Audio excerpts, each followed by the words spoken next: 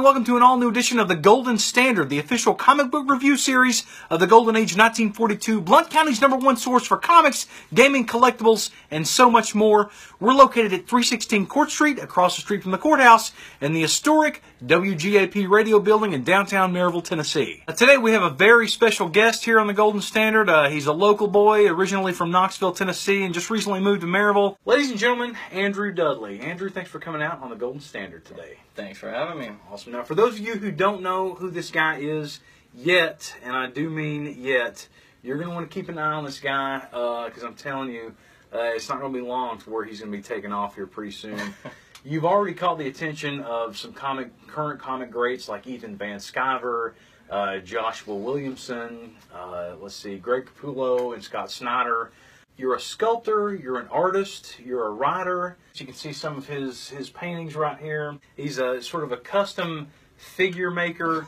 These things are incredible. I'll kind of tell you a little bit about sort of what happened here. Perry and I were in the back of the store one day kind of going through some books, and David had a few of your figures back here. And the one that I noticed, if you want to bring up the Nightmare Batman figure, this is a custom figure. I noticed was this Nightmare Batman figure, and he's got sort of like the scarf around his face, and I collect some of these, and I was like, where did David get this? I don't remember them making anything like this. So come to find out, it was one of yours, and then David had like a whole slew of these in the back that he was going to put out in the display case, which we do have out front. If you're interested in checking out any of Andrew's art, if you're interested in purchasing any of it, we've got it in the display case out front. These are just fantastic, and if you don't mind talking about these for a little bit, what is the process of making a figure like this? How much time do you put into it? How long does it take to put one together? I mean, it really all started with Dark Knight's Metal. I mean, I had done some of them prior to that, but when that story came out, I was like, I kind of want to be the first person to make these new villains, and show them to the world. So it all started with this guy right here, Red Death, and basically the process, I just try to go through and, because I don't really have all the tools or materials required to actually create the entire figure myself, as far as all the articulation, things like that. So try to pick a good base model, and then I go in and sand off or destroy any part of it that I don't need, and then I go through and start laying clay down on top of it. So this one, for example, his entire helmet basically is clay and sculpted there, and then the chest plate as well, all of that stuff. But then from like the feet up, that's just the normal base model figure, and after that, spray some primer on it, and then apply paints, and that one really probably only took about maybe an hour and a half total. But that was the second one that I'd done. The first one took a bit longer. But then do you get them done in a day, or is it one of these things you kind of come to and you work on it for a little bit and then you?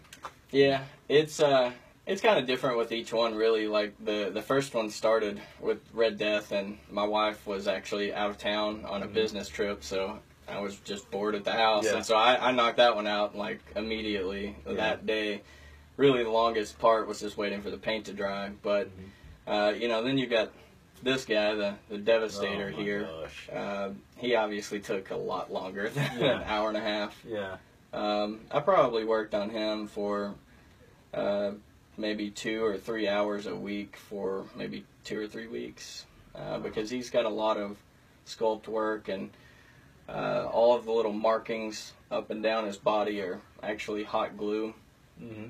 So I sculpted with hot glue on this one, and all of the stones and the jagged edges, those are actual pieces of slate stone that I broke up with a hammer and applied. So I use random objects to add detail. It's all in the details. So you were telling me earlier that like your wife, she'll try to throw something out.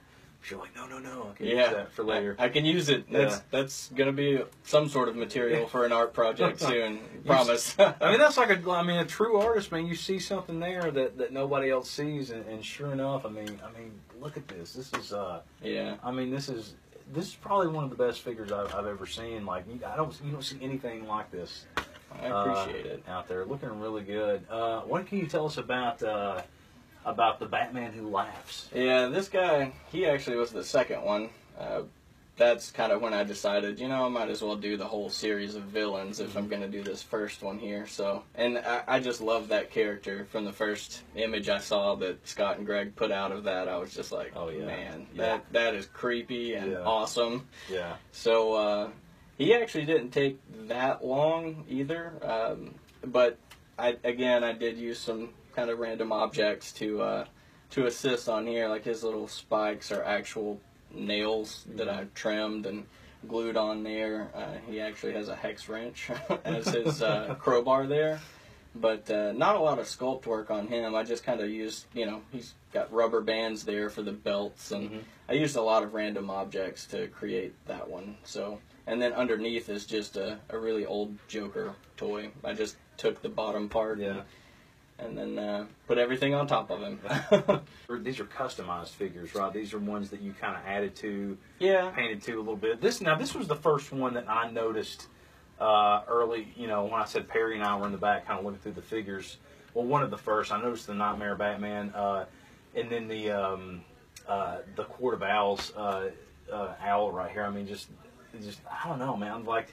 So what you do here, you paint these, or how you just kind of make them look how you want to look, or? Yeah, with these two, I actually there wasn't any sculpt work done on these. These are just more kind of, I wanted to paint them to make them look more realistic, because when these things roll out of the factory, the paint jobs are always pretty mediocre. Yeah. So, but nice I did production. exactly limits the.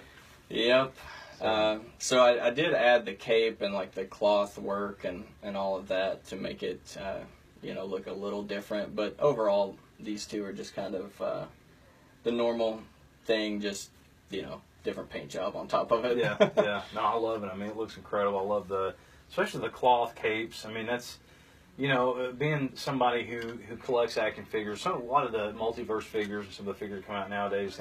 The capes are always like it's like the plastic, or it's the weird rubber. Yeah, the weird rubber, or it's or it's a cloth, but it's just like a little strip. Like they don't like. I mean, these capes. I mean, you took some time into customizing. Like I mean, his cape is like frayed a little bit. You've got you've got a little bit of blood on it. Just the detail that goes into this stuff is just really pleasing to me as a fan. So, well, awesome. Yeah. That's what I do it for. So I want to talk a little bit about your background as an artist. How long have you been doing this? Did you go to school for any of this? Did you take any classes, or are you sort of a self-taught man, so to speak?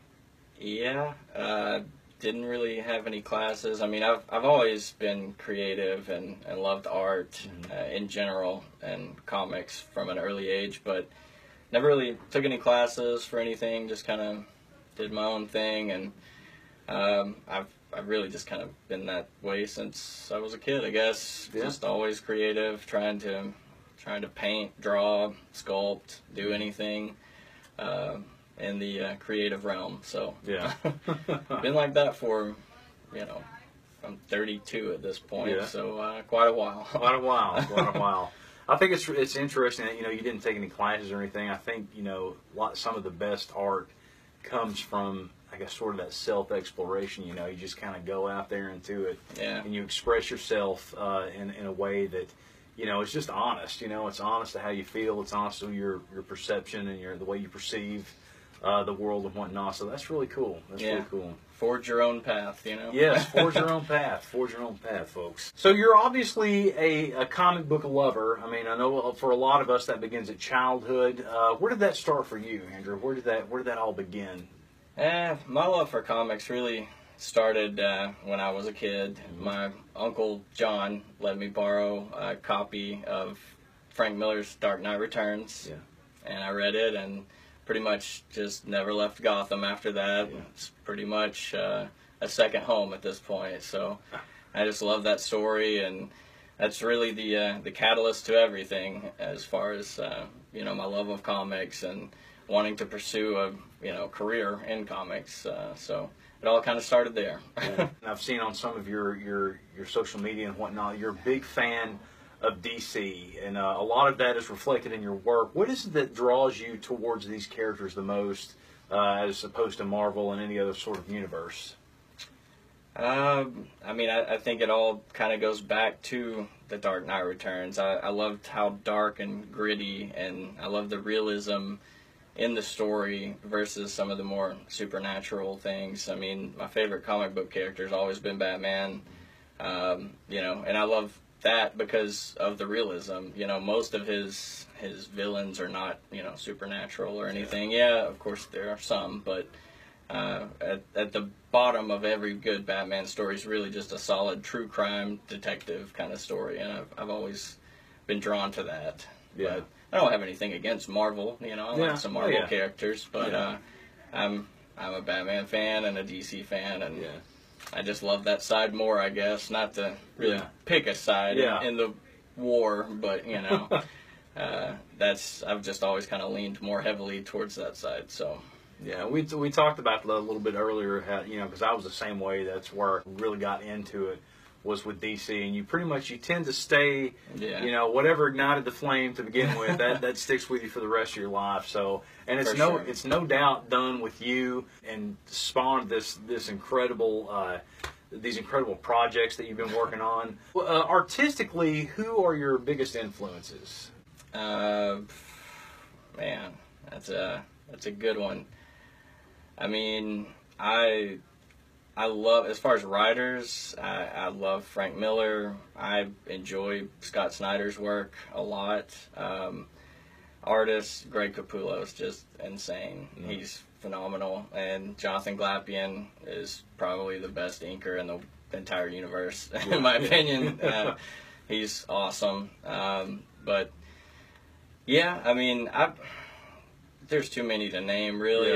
There's so many good, talented artists and writers with DC right now, and Marvel too. I mean, there's a lot of people at the top of their game right now. Now, in one of your most recent interviews, it was revealed that you've actually written your own Batman story. And I don't know why people. I know a little bit about this, but I'm going to let Andrew tell you all, if he will, about his own original Batman story he has planned. I'm just going to tell you this. It's blow your face off awesome. I mean, that's all I'm going to say. Can you tell us anything about it? Or it's not finished yet. I can tell you that. I've been working on it for a long time. My wife's been super supportive and, you know, kind of pushing me towards that goal and really that dream. I've always wanted to write my own Batman story, so... but other than just saying I'm going to write a Batman story and then I'm going to turn it into a comic book myself and do everything myself on it, that's really all I can say at this point. That's all I can give you. And I can tell you, I mean, you know, I'm a huge Batman fan. Obviously, you said the Batman is like is your favorite character of all time. So I mean, I trust that, you know, whatever you do with the character is going to come from a place of honesty and come from somebody who's going to do it justice. So really I appreciate it. Really looking forward to that. Can you give us a time frame, like, you know, how much further along? Or I don't really know, to be honest. I'm almost done with the writing phase. I'm trying to write all of it, you know, finish all of that, all the dialogue and all of that stuff, and then go back and you know, panel by panel, set it all up. The way I'm doing the art in it is pretty unique, I think. So it's going to take a while to get that done, but hopefully it'll be really cool when it's finished. So. That's right. You can't rush perfection. Good things take time. So this is it's going to be definitely something that's going to take some time. We can't wait to see more of your work here at the Golden Age. Something else I wanted to ask you, as an artist and writer, have you ever created any of your own original work or any of your own original characters? And if not, have you ever thought about, you know, putting those into a comic form, or even better, like bring them to life in action figure form? Yes, actually, going back to the Batman story, it's obviously not going to be set like in the current comic timeline. It's kind of an Elseworld story, so it's my own take on all of the characters, and I've created a villain myself for it, and so I'm sure I'll do a figure of that person when the time comes. My gosh, you've got to. Yeah, so with all of my ideas for the Batman story, I did create a lot of original characters that I hope people will be terrified of. Yeah. So are you working on any other projects currently other than the Batman story? Are you working on any other figures or? So I did finish all of the villains from Metal, which you can see on my Instagram page and Twitter. But I do think I'm going to do Barbados from that story. And then other than that, just working on the Batman story and finishing it and finishing the comic and getting that out there. Oh, awesome. Well, Andrew, thanks for coming out, man. We appreciate you. Thanks for having me. Come by and see us anytime here at the Golden Age. Like I said, Andrew's artwork is going to be on display up front for a month. We will put a link in the comments of this video to Andrew's Twitter and his Instagram account. And you can check out, I mean, he's got tons of pictures of all of his work on there, and it's incredible. You've got to check this guy's work out. All right, my name's Chuck, and Andrew Dudley here for another edition of the Golden Standard, the official comic book review series of the Golden Age 1942. If you have any questions for Andrew, leave them in the comments and ask him some questions. I'm sure you'll keep track of it. He'll get back to you and try to answer them for you, except for questions about the Batman story, which we couldn't get out of Andrew today. But that's okay. It's going to be worth the wait. Like I said, I've seen he showed me a little bit of it, and it was enough to almost make me cry. So it's going to be awesome, folks. So you just got to wait, like we all do. But Andrew, thanks soon enough. Yeah, soon enough. Andrew, thanks again for coming out. Thanks for having me. All right, until then, guys, have a great week. We'll see ya. Bye, guys. Bye.